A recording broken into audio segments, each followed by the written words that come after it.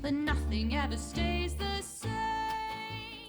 Thank you, Vandello, and welcome, true believers, once more to Graphically Novel. And with me, as always, my stalwart companion, the maze to my Lucifer. Take that as you will. Oh, really?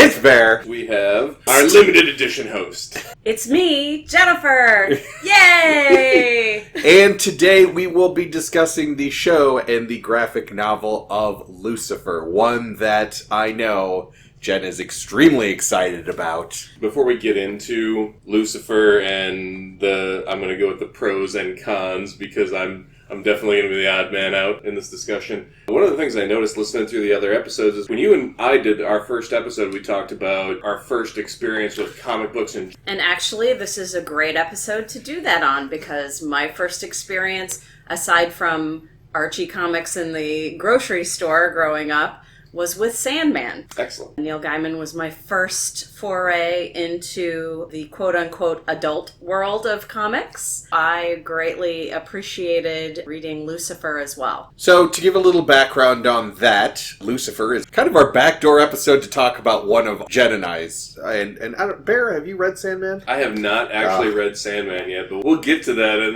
this podcast sooner or later. That's a 90s kid staple, or the 90s comic book, bringing everything into more of the mainstream. It's a goth girl fantasy, let's just face it. Like, if you know a goth girl, she's going to talk about Sandman. Well, and that's ironic because I was an adult in the 90s, and the person that introduced me to Sandman knew me for several years and said, "Have you ever read Sandman?"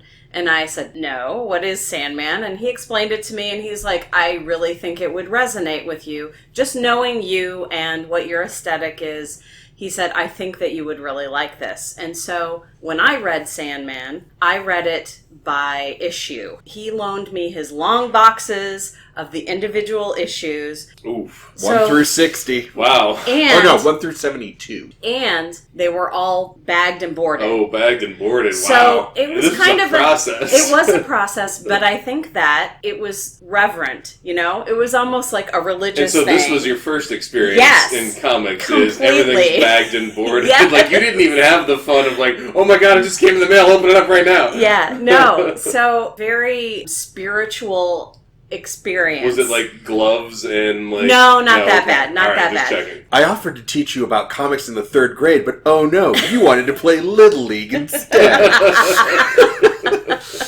It was an experience that actually I think that I probably appreciated the series more because of the care that I had to take to approach each book. Oh yeah, no, that was really cool. I really appreciated the experience, so shout out to my friend Rex Balboa for introducing me to the Sandman comics and for trusting me with his bagged and boarded individual issues in the long box. I really appreciate it. I still appreciate it. So thank you. I have one series, 1 to 60, that I've held on to for years and years and years, like almost more than 2 decades at this point. And that's the entire run of Transmetropolitan, which remain one of my favorite comic book series of all times. And I have done that. Before I had graphic novels, before I had invested the money, I would invite people over and be like, no, you really need to read this comic. Here's the deal, though. You're going to sit in my living room, and you're going to open these one by one. And if you're done for the day, that's fine. I will put everything back. But I was so protective of it. And I think a little bit of that is that mentality that we had in the 90s that comics would be worth something someday, and they're obviously not. The market has fallen out of that, but it's just really interesting to me that we have that question about the gloves and the quote from Mallrats where he talks about how, or when he walks into the dirt mall, he's like, these should have boards in them, you bloody savages. Yeah. Those kind of things, but how few experiences we have anymore of that, first of all, of a 72 issue run. Right. Which I believe Sandman was. I think it was 72, so that would have been 6 years, and then it was done. Up until 2 years ago, and now the Sandman universe, which we'll talk about a little bit later, because I got a question that links with that. But going back to the Lucifer comic, and now that we have a little bit of understanding, it did come from Neil Gaiman's Sandman, and in fact, one of the first story arcs of Sandman where Sandman goes down to hell because he's looking for his helm of power. Turns out that it is in hell and a demon has it. And it's a whole thing, but while he's there, he has a conversation with Lucifer, and Lucifer is basically like, yep, I'm tired of this, and I'm tired of being the antagonist, I'm tired of being the bad guy, so I'm done, I quit, goodbye. And he just hands the Sandman, who there's a whole thing about the endless and what Sandman is, but he's basically the personification of dream, the concept of dream. Lucifer hands him the keys and buggers off and goes to New Orleans. And that's where this series starts. So Mike Carey wrote Lucifer, and he had taken it from Neil Gaiman. And actually, Neil Gaiman had 100% sign-off and approval on anything that was going into these comics. So he was kind of the executive producer of these comics. Something that didn't happen that often, especially Marvel DC, but could happen, as we'll talk about, in the part of DC that I love, which is Vertigo, which we talked about a little bit during the Constantine episode. Sooner or later, we'll get into some actual, non-Vertigo DC stuff, and at that point, I'm sure we'll have to invite Kat over, but...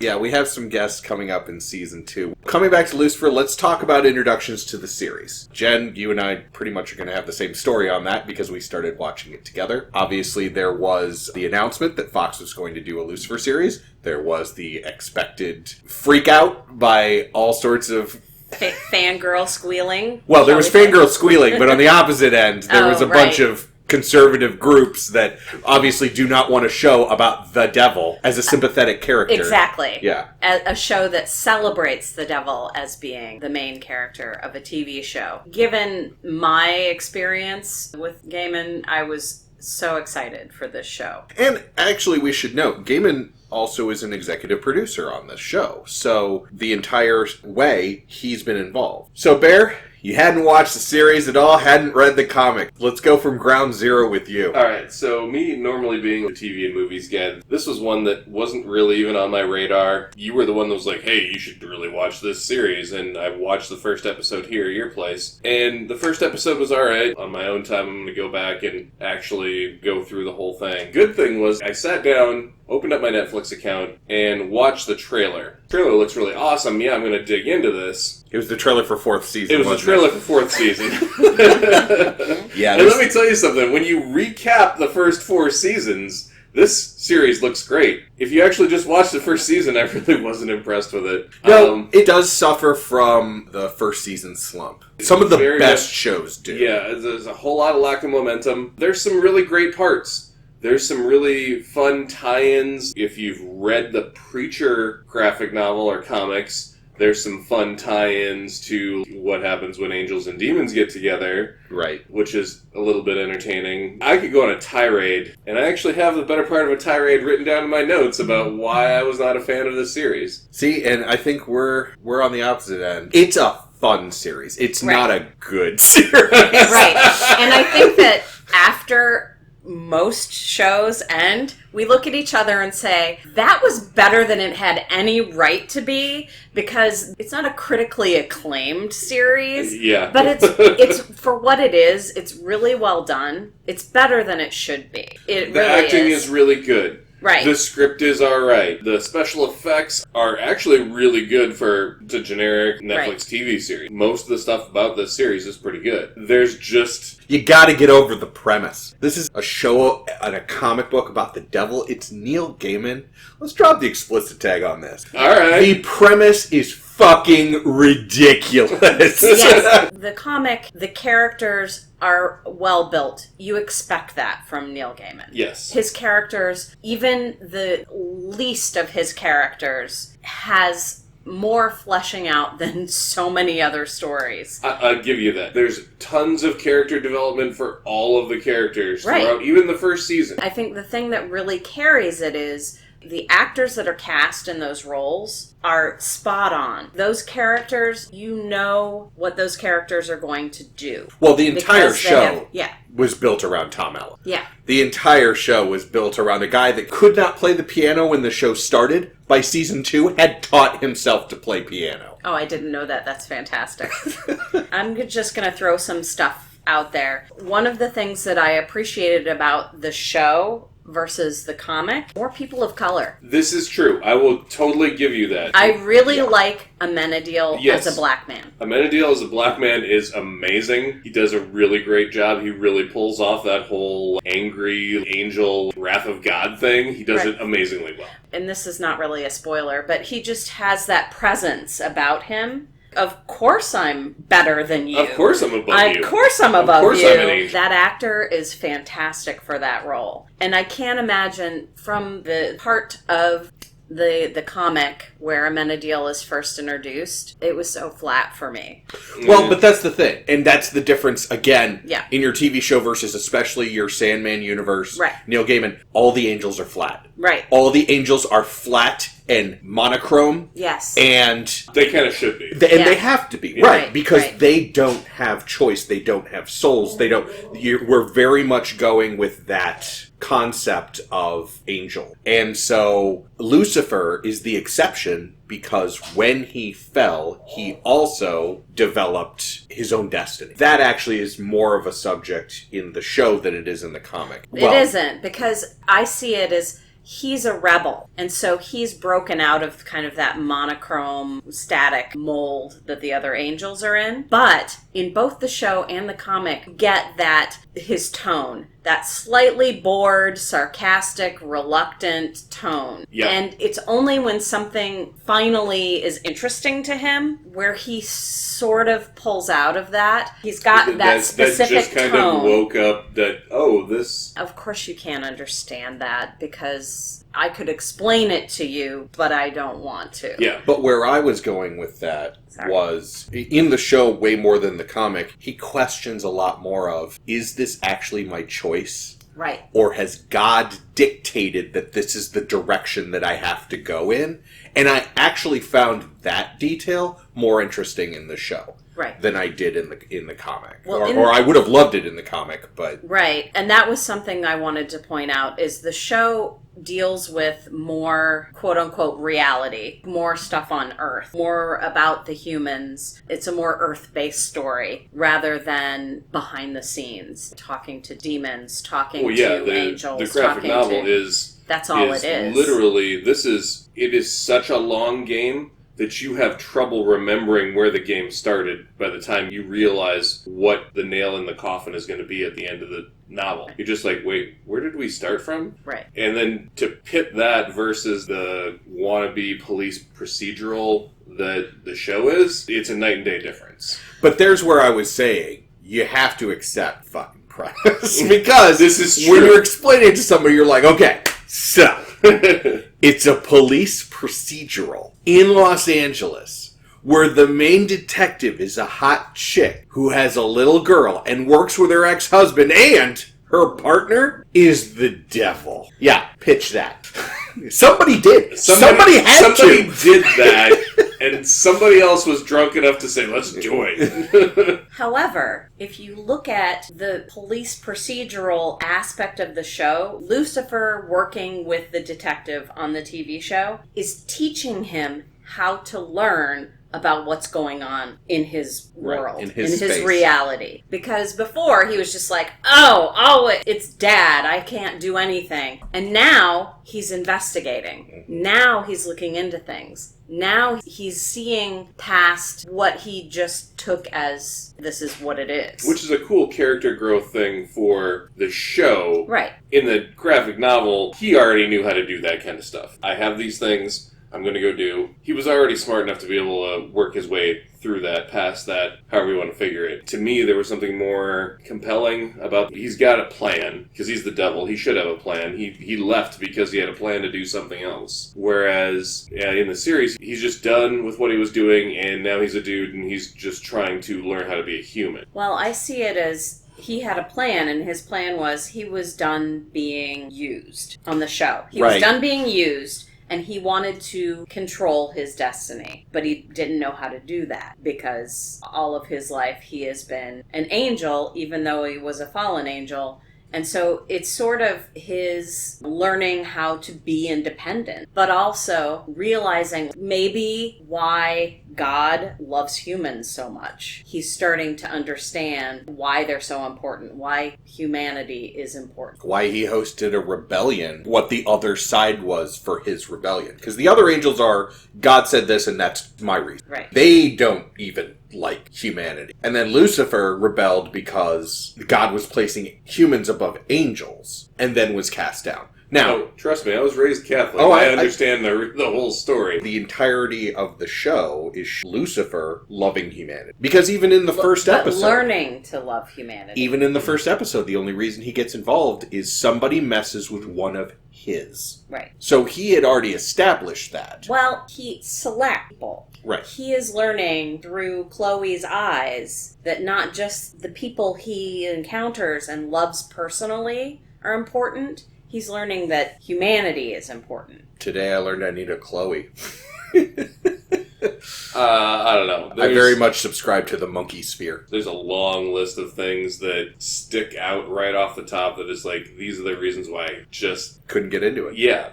No, it's hokey. It's hokey as hell. Actually, the reasons aren't that it's hokey or that the premise is weird or anything like that. I mean, I'm going to go down my list of notes here. First off, this show is every fuckboy's fantasy. I'm super rich, I'm indestructible, I don't care about the rules, and every woman wants to have sex. I'm white. And I'm white. I'm a white male. Then there's that one woman who doesn't want to fuck me that I can't seem to get with and none of my tricks work on. Man, there needs to be an episode with Lucifer with a fedora saying, "Milady." All these things just started screaming out at me.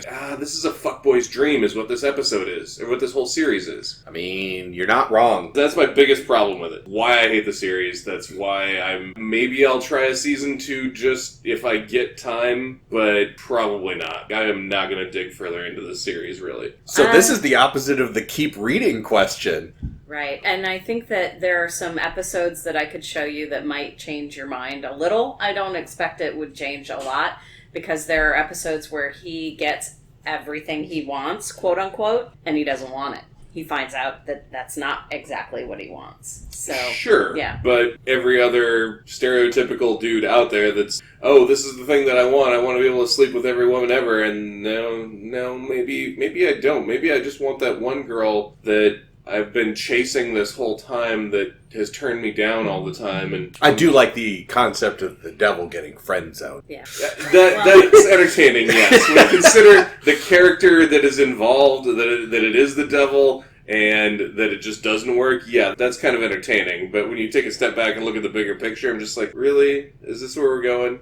Well, and I don't see that as a larger part of the series itself. Mm. So yes, that is an aspect of it, but I don't see that as the main thrust of the series. If you have a hard time getting past that, then you're never going to like the series. I probably won't. Because it's an element, and it's there, but it's not an important part of the storyline. Mm. That's interesting to me because I'm wondering if that's why you haven't gotten hugely into Supernatural. Because that's two brothers that basically get the girl and are two white dudes that...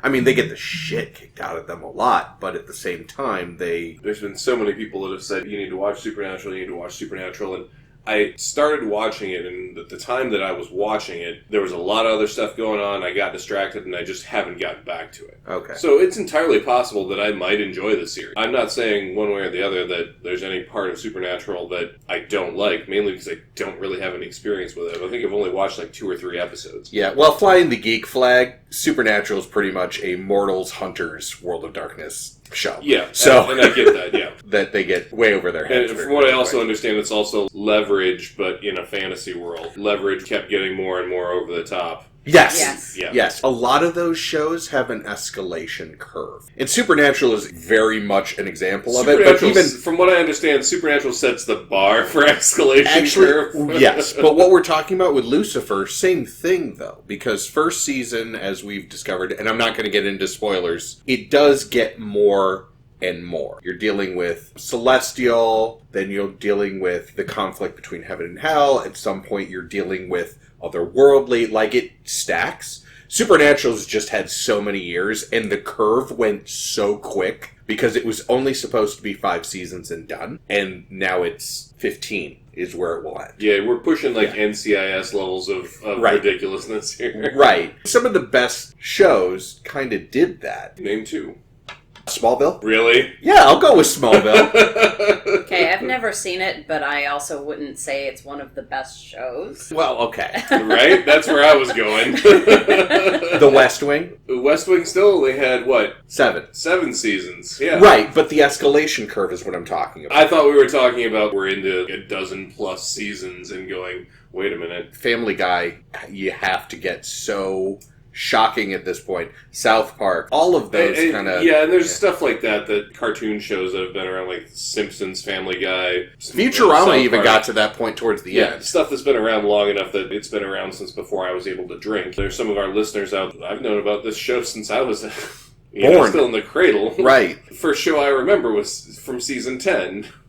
Here's the example, and actually it pulls us back to this show because I want to see if you know the link. Buffy the Vampire Slayer. 7 seasons. Yeah. But you start with Big Badass Vampire. You end with the first evil. Like the original evil. But they did that thing and then they were done. And do you know the link between those two series? I do not. The actor who plays Amenadiel was Robin in season 7. He was the son of the Slayer that Spike killed. D.B. Woodside. Oh, no. He was a Scooby. That's just a geek thing to throw out. Bear, this one's going to be for you, and then I will throw it to Jen, because you and I had the conversation during our Constantine episode. Before you had watched a lot of Lucifer, and before you had read the comic. I talked about how those two characters are in the same universe, and each of them has a show. And now that it is on Netflix, and I'm even going to expand it further, there can be a Vertigo cinematic universe. Oh, there should be. With the Matt Ryan Constantine and the Tom Ellis Lucifer. And then we got to figure out who's going to play those two demons, because they pop up in Lucifer as well. Right. From Hellblazer, or Constantine, whichever way you want to go with it. Those two random demons that pop up, and as soon as I saw those, I don't know if you guys got that far in the graphic novel, probably about 3/4 of the way through. I think you guys only did up to the cards, right? Yeah, full disclosure, book 1 of Lucifer, graphic novel, is really, really long. It's 13 issues. Jen and I did was through page 150. So we read 150 pages worth of this 400-some page comic. Yeah, and I read the whole thing, and those 150 pages that you were into, you really even haven't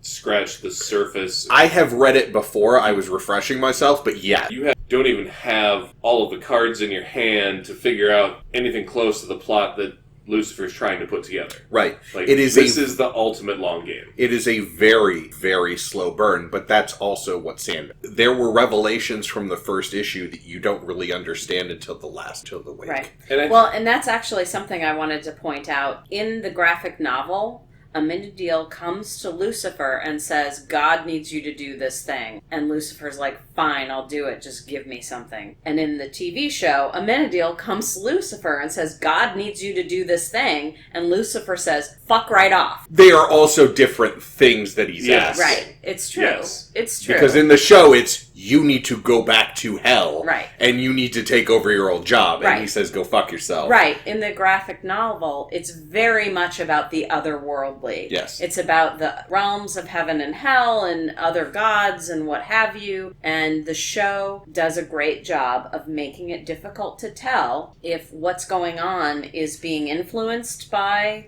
something other than human, or if it's just human nature. You had asked a question before this. The Vertigo shared universe. Yes. That was the part that I was trying to get to, is I think there's very much a distinct difference in the way that the story is presented between the graphic novel and the show. See, I read the entire graphic novel before I sat down to watch the series, and I was already in that long game mindset. I was already in we're going to watch a bunch of different stories, and then I sit down to police procedural. We have a very set structure for every episode, and it was like oil and water for me. Right. In that way, you experience the same thing I did. At the end of this graphic novel, they also have the 3-issue miniseries that was before this. I collected, the first 13 issues. So the first just over a year of Lucifer. This is what I own and what I read, this graphic novel. Mm-hmm. And so that was what I was expecting. And in fact, I was not going to watch the show when I found out what it was going to be. Oh, because you are not a fan of police procedurals. I am not. I have never watched an entire episode of Law & Order. I almost did once, but it was the one time that there was no episodes on TV when a friend of mine was like, we're going to sit down and watch Law and Order. Yeah, I'm trying to think. I've watched NCIS. That's about as close as I've gotten as an episode here and there of NCIS. Yeah, but NCIS is really only good for like the first 2 or 3 seasons. Well, that's really all I watched. I'm not a police procedural unless it's got a huge hook. It's kind of like first-person shooter video game. Unless it's got a great plot like BioShock or Borderlands or Fallout or something that pulls me into the world, I really don't care. And I've found that police procedurals all to me look like the movie Forgetting Sarah Marshall projects them. You're absolutely right, Bear. There is nothing the same other than title to the TV show. There's a few names. That's it. Yeah. Characters different. Yeah. The characters are Amenadiel, very, yeah. you've got Mazikeen.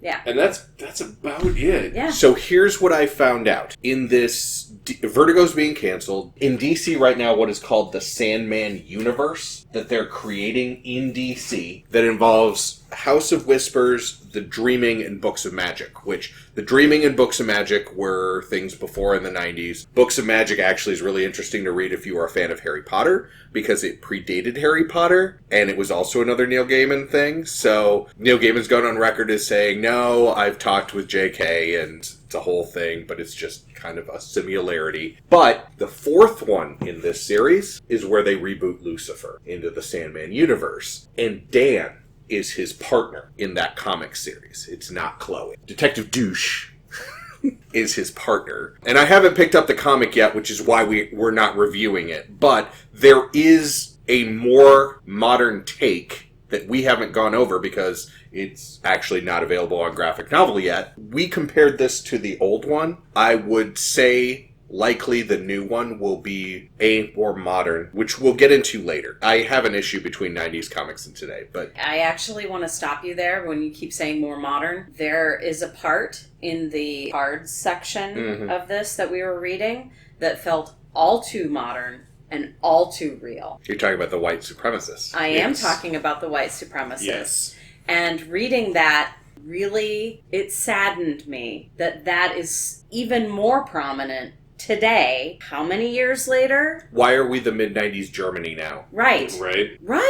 Yeah. Why is This that shouldn't happening? It shouldn't be acceptable. It shouldn't be. It was Seriously, terrible. I've had family members look at me and be like, you have to let the Nazis have their free speech. I'm like, it's like, the fuck I do. I will punch a motherfucker. Well, and just, if you have not read the comic, there is... It does take place in Germany. Yep, that section. Yes, Yeah. that section, because it takes place all over the world. He's based out of New Orleans, but he goes all over the world. And that section does take place in Germany, and there is very much the anti-immigration... Well, it's a bunch of white supremacists that beat the shit out of a gay guy. gay Muslim. A gay Yeah. Muslim, yeah. Well, or Packy, Or or whatever. Packy. They are neo-Nazis. They are very much, that's what they call themselves. And you're right. In that way, it is very modern. Well, and The it's fact not that we're that still In a fucking way that dealing with this. Yeah. Right, but in a way that it shouldn't be modern. And that was my point. Yeah. It is sickening that that is still as much of an issue. To flip from that point a little bit to lighten things up a tiny bit, the settings, as we just were talking about, New Orleans is his base in the comic, but he goes all over the world and all over dimensions, and He starts in LA. That's where he starts with the first story. That's where his club is. Yeah. Pretty sure. Lux is in LA. I'm fairly sure Lux is in New Orleans. Well, the first story starts Open in LA. that book and find That's out. right. do, do, do, do, do, do, do, do, do. This is where we need a sax solo. Right?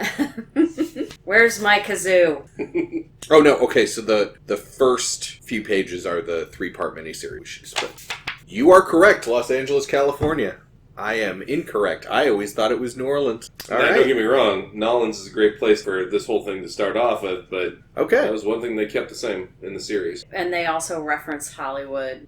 One of the only things in doing my research, I found out that Lucifer Leaving Hell actually went to the main DC universe. And it was something that is referenced like here and there. But I could not resist telling you about Superman number 666. In which Superman is brought down to hell, and since Lucifer is gone, he becomes, for one issue, the ruler of hell. I need to see this. That was caused by Neil Gaiman and caused by Lucifer. Well, and just because I'm sure the mic couldn't pick it up, that was a super heavy sigh on my part. Oh my god. I'm Who needs entertained that? by this. Who needs that? Nobody needs that. Superman is a pretty useless character in and of himself. I kind of want to see something that actually makes him a little more entertaining. Is Superman going to hell? I'm just going to interject right now and say the Bear does not have a Twitter, so if you want to yell at Bear, you got to @graphicallynovel on Twitter, and I would just forward them all to him. Or you can just hit me up on Facebook and scream at me there, but Superman sucks. Superman is bland and boring. Milk toast. And obviously couldn't even hack it as the Lord of Hell. Or he'd still be there. Yeah. Well, we wanted fan mail. So I haven't mentioned before, the Lucifer series was done by Mike Carey and Peter Gross. Peter Gross being the artist on it. But Mike Carey, this was his first gig at a major comic book studio. And the next things that he did were, he did a run on Hellblazer from issues 175 to 215. And The Unwritten, which was a bounce off of Fables, which is another awesome Vertigo series. Oh, love that. And he did early work on, which we will talk about at our season finale, X-Men Legacy. Such a good comic.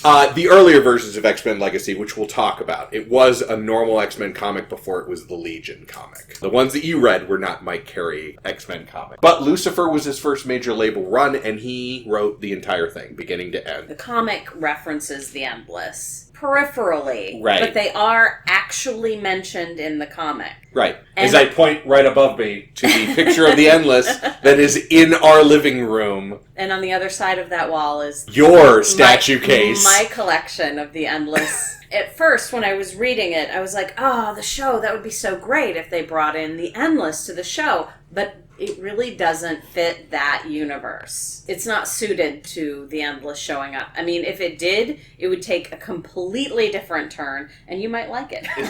I mean, from what I've seen, it would basically take over an entire season of the show. It would have to. Yeah. Well, and then it would not be Lucifer anymore. Right. And HBO has now optioned Sandman for a series. Right. So we'll see where that goes to. But I think probably end up kind of like American Gods, where if you were to take American Gods and focus on Mad Sweeney, you could do a really compelling story about Mad Sweeney. Right. But it wouldn't But be it American wouldn't be Gods. what it was. It Yeah. wouldn't be American Gods. Well, Right. what they did with the series was great TV, but would that have worked as well as a book? Probably. In a lot of ways, it was close to the book. I mean, they Up till really the all end they of did season was just 2, kind really. of rearrange a few things. Yeah. Yeah. Well, and expand Yeah, some certain storylines, right? Yeah, kind of like the same thing that they did with Umbrella Academy. You know, they took the little bit that we were given in the novel comic, and just made it big, Yeah. expanded But, better. I'd also like to point out that Neil Gaiman, he got his start writing Neverwhere, Mm-hmm.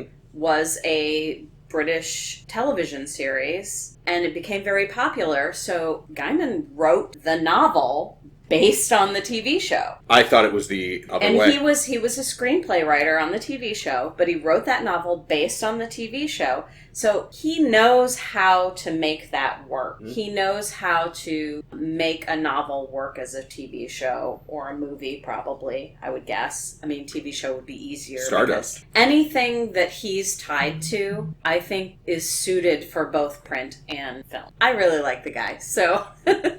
All right, on that note, Bear, I think we've already heard if you will keep reading, you will not keep watching, but will you keep reading? I would definitely keep. Jen? I would always keep reading Gaiman, absolutely. Well, this is where I'm gonna stray the path. I think that this had its time.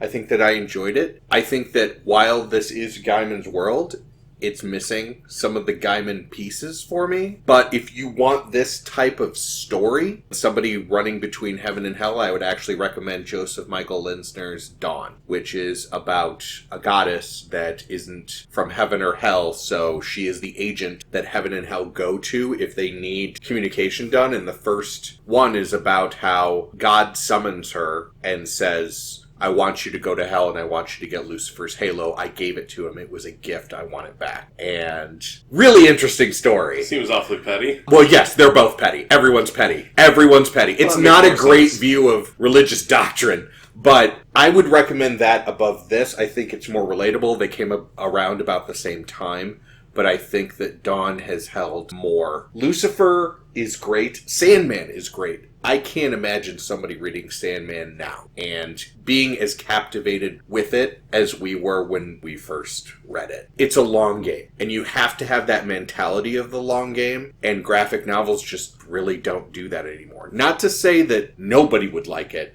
I don't think it'd have the mass appeal. Oh, I'm actually surprised and a little delighted that you think that Sandman had mass appeal. I really don't think that it did. I mean, I think that it did in the nerd community, but that was not a big community in the 90s. Coming out of the 80s into the 90s, that was not a big community. I mean, most of the people that I know have read Sandman. I have not read Sandman. Right. It would be hard-pressed for me to pick out 10 of my closest friends that haven't read it. We have two things to go over really quick, kind of to wrap up a little business, and the first is that we haven't had an opportunity to talk about the other graphically novel on air. We've put out a couple of statements on it. There is another podcast called Graphically Novel. It is done by three brothers. We have been in contact with them. This was a 1.5 year long project for us to get off the ground, to put up the funds, to get the website, to get everything ready.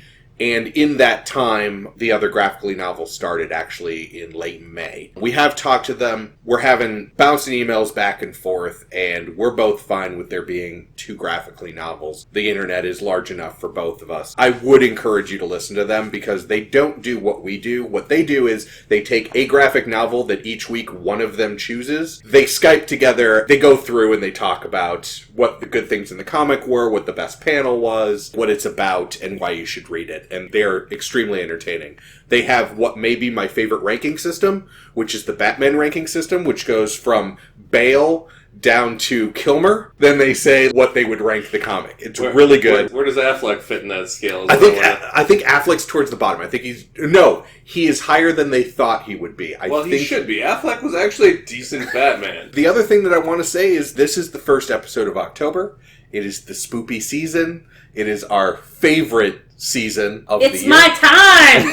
It is our aesthetic for our house. Talking about Gaiman, we're talking about goth girls. Yep. Hi! And so we've been in contact with the wonderful Vandello, who has said for Lucifer, they wanted us to feature another one of their songs at the end credits. Normally we do the entire version of their graphically novel theme, but they want us to do Evil Streak, which is another one of their wonderful songs off of their album. Let's hear it. And so, yeah, take it away, Vandello.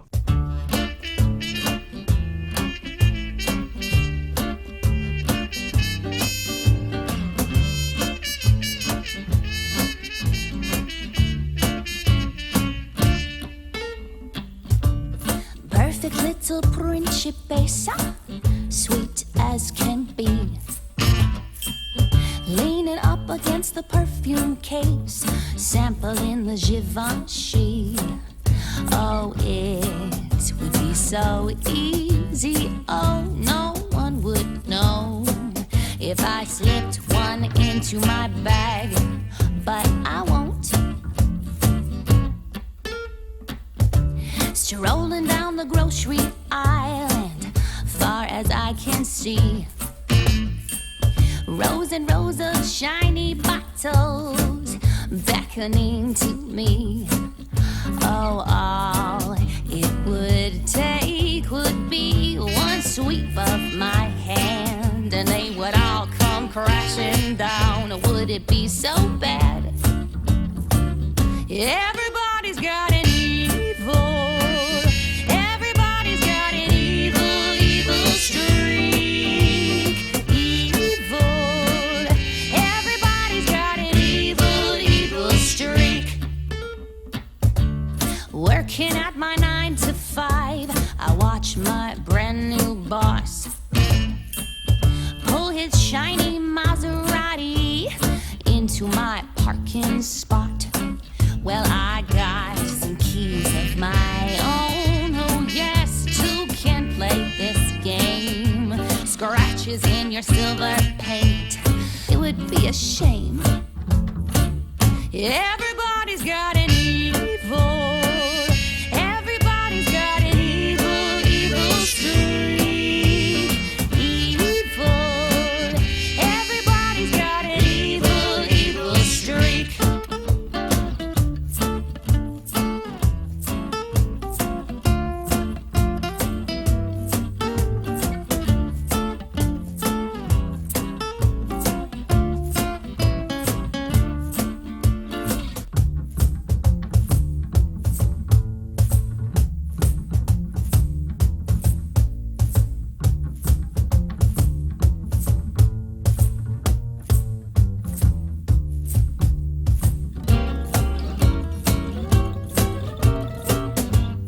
Don't pretend we've all been there.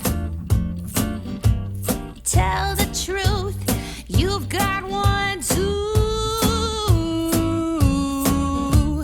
Perfect little principessa, sweet as pie. Anyone who ever knew me'd say, oh no, she'd never hurt a fly. But they don't know that I think about pouring gasoline over your pillowcase. Sweet dreams. Everybody's got an evil. Everybody's got an evil, evil streak. Evil. Everybody's got an evil, evil streak. Yeah, your mama got an evil, and your daddy got an evil, evil streak. Even Granny got an evil.